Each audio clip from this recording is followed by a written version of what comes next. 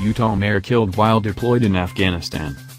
The mayor of a small city in Utah was identified as the U.S. service member killed in the Afghan capital of Kabul in what the U.S.-backed coalition called an apparent insider attack.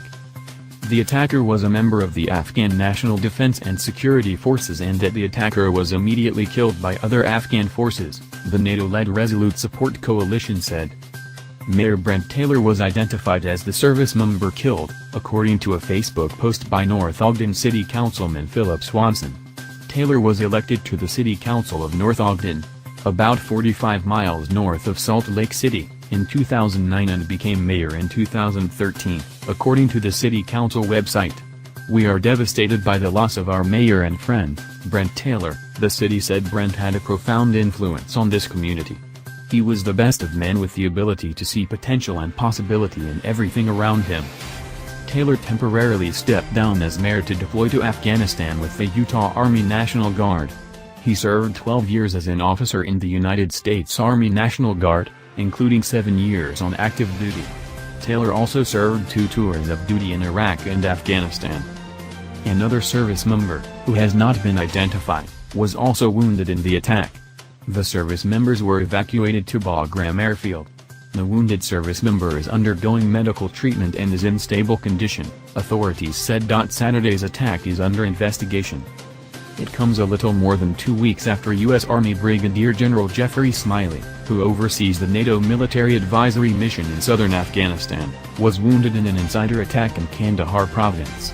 The commander of U.S. and NATO forces in Afghanistan, U.S. Army General Scott Miller, was also present but escaped uninjured. 2 Afghan officials, including the southern province's powerful police chief, General Abdul Razak Kakzai, were killed. The Taliban claimed responsibility for the attack. A report released by the U.S. government's own ombudsman of the war set out how the Taliban have strengthened their grip in Afghanistan over the past 3 years, now controlling more territory than at any time since 2001.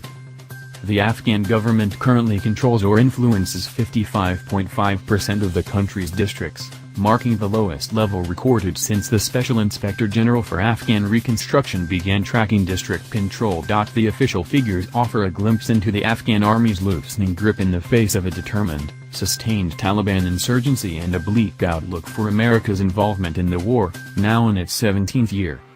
Meanwhile, civilian deaths in Afghanistan keep rising.